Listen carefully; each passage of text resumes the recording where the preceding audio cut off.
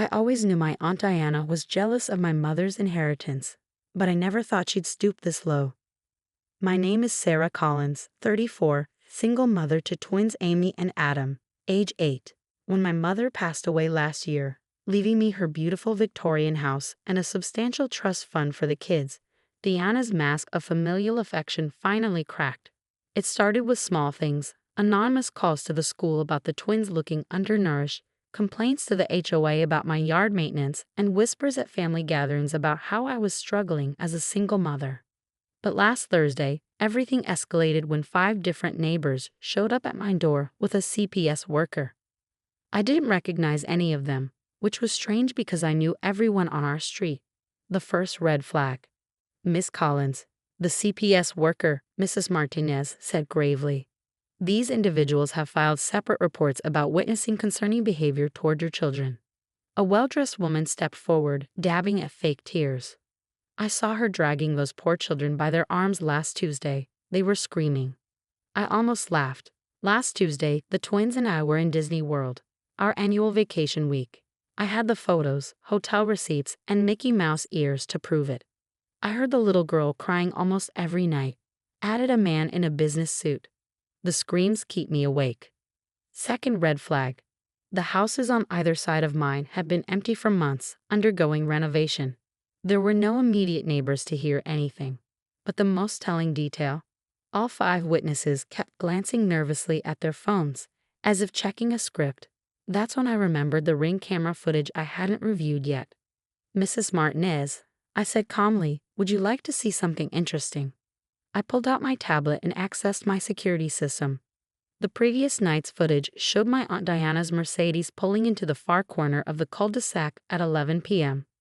One by one, these same 5 concerned citizens had approached her car, each leaving with what looked suspiciously like an envelope.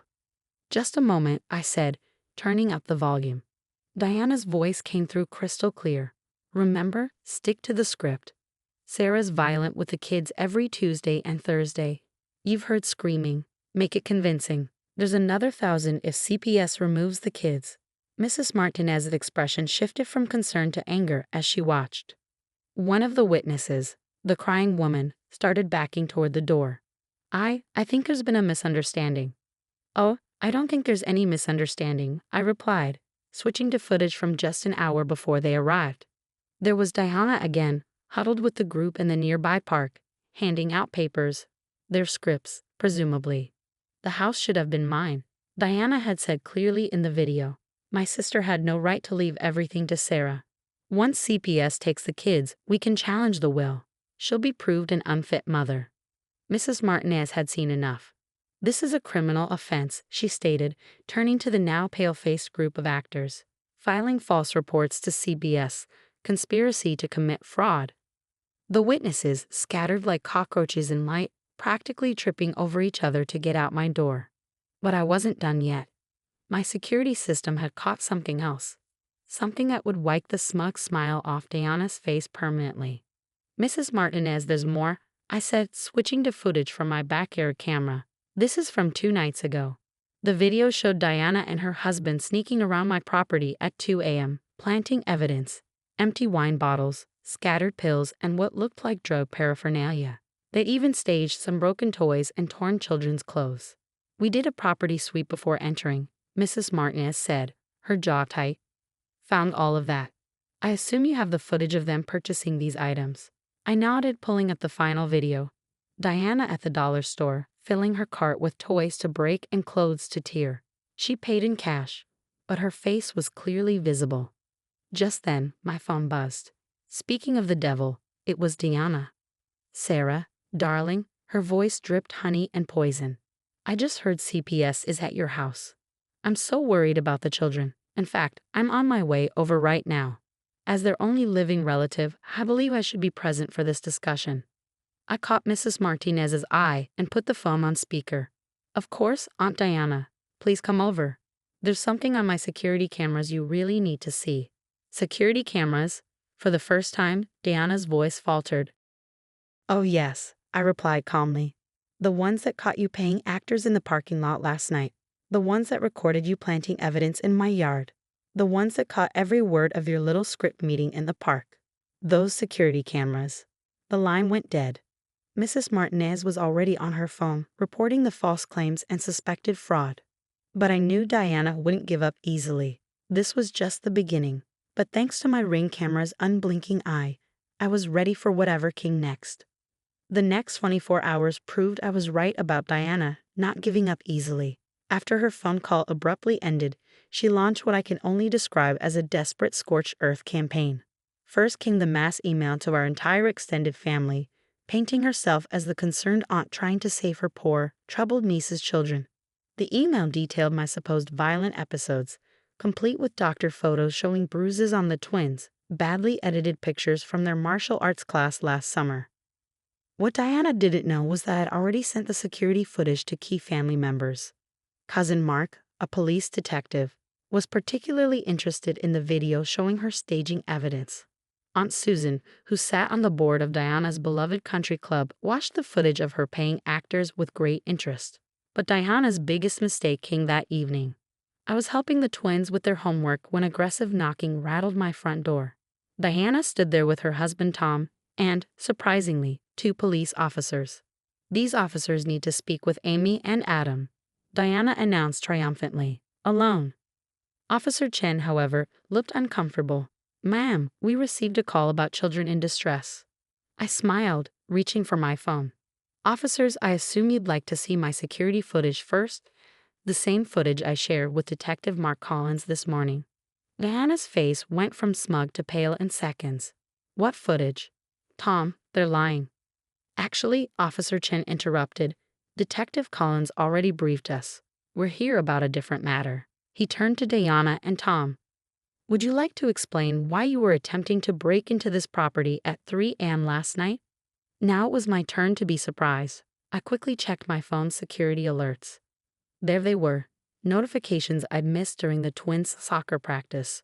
Crystal clear footage of Diana and Tom trying to force open my back door in the middle of the night, only running away when my security lights activated. We were checking on the children. Diana sputtered. By trying to pick a lock? Officer Chen asked dryly.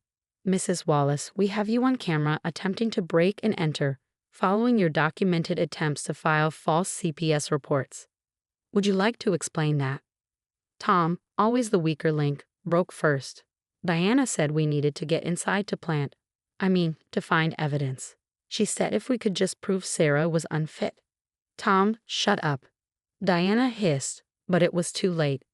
"Mr. Wallace," the second officer said, "are you admitting to conspiracy to commit breaking and entering, filing false reports, and attempting to fraudulently interfere with a custody situation?"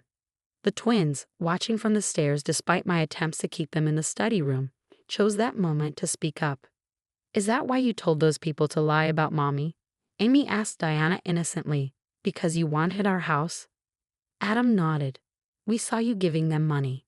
It's all on our tablets. Mom set up the security app for us after you started being mean." Diana's perfectly made-up face crumpled. "You little brats. This is all your mother's fault. That house should have been mine. I was the eldest daughter. I deserved." "Mrs. Wallace," Officer Chen cut in, "please put your hands behind your back. You're under arrest for attempted breaking and entering, filing false reports, and conspiracy to commit fraud." As they led Diana and Tom to the police car, she started screaming about lawyers and family betrayal. The neighbors, the real ones, peeked out from behind their curtains at the spectacle. "Mom?" Adam tugged at my sleeve. "Is Aunt Diana going to jail?" I knelt down to hug both my children. "She made some very bad choices, honey, but we're safe, and that's what matters." Later that night, after the twins were asleep, I reviewed the security footage again. Diana's face as she tried to break in showed something beyond greed. There was desperation there. I discovered why the next morning when her husband's law firm called me. Apparently, Diana had been embezzling from their family business for years, using the money to maintain her lavish lifestyle. She'd been counting on getting my mother's house to cover her tracks before the annual audit. Now, with her arrest making headlines, the firm was launching a full investigation. The Ring camera footage had done more than protect us from false accusations. It had exposed years of deception. Sometimes karma needs a little technological assistance. As I watched the twins playing safely in our backyard the next day, I couldn't help but feel grateful for modern security systems. Diana had underestimated not just my preparedness, but also my determination to protect my children. The house she coveted so desperately would remain what my mother had intended, a safe haven for her grandchildren, protected now not just by locks and walls, but by an invisible network of digital eyes, always watching, always recording, keeping us safe from those who would harm us, even if they share our blood. 6 months after Diana's arrest, I sat in the courtroom watching her sentencing.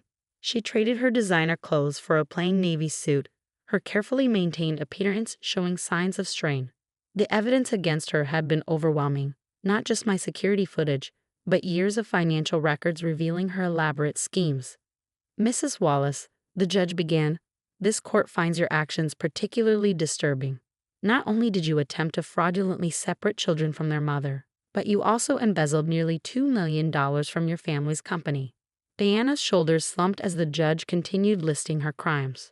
Tom had taken a plea deal, testifying against her in exchange for a lighter sentence. The hired actors had also cooperated, providing detailed statements about her orchestration of the false CPS reports. 7 years, the judge announced finally, with restitution to be paid to both the company and to Ms. Collins for emotional damages. As they led Diana away, she turned to me. I hope you're happy, she spat. You've destroyed this family. I simply held up my phone, recording one last time. Even now, she couldn't help but show her true colors. Outside the courthouse, my father, Diana's brother, waited with the twins. He'd been devastated by his sister's actions, but had stood firmly by us throughout the ordeal.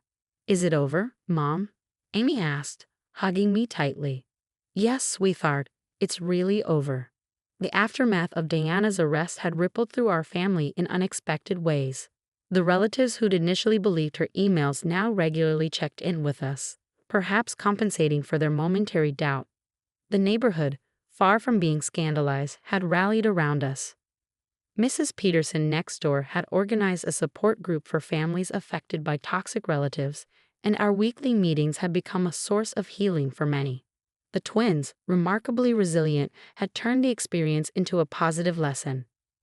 Their school presentation on modern technology and safety, featuring our Ring camera story, had won first prize at the science fair. They'd become little advocates for home security, solemnly advising their friends about the importance of catching bad guys on camera. 1 month after the sentencing, I received an unexpected visit from Tom's daughter from his first marriage, Lauren. She'd been estranged from her father and Diana for years, and the recent events had confirmed her long-held suspicions. They did the same thing to me, she revealed over coffee in my kitchen. Diana convinced my dad I was unstable when I was 17. I lost everything, my college fund, my home, my relationship with my father. I wish I'd had security cameras back then. Together, we pieced together Diana's pattern. She'd been manipulating family situations for decades, always with the same goal of financial gain. The house she wanted from me was just the latest target in a long line of attempted thefts. Lauren and I decided to create a support network for other victims of family financial abuse. We called it Eyes Wide Open, offering advice about protecting assets and documenting suspicious behavior. The Ring camera footage from my case became a powerful teaching tool, showing others how to protect themselves. The twins took particular pride in their role as junior security consultants, solemnly explaining to visitors how our camera system worked. Their trauma counselor said this sense of empowerment was helping them process the experience in a healthy way.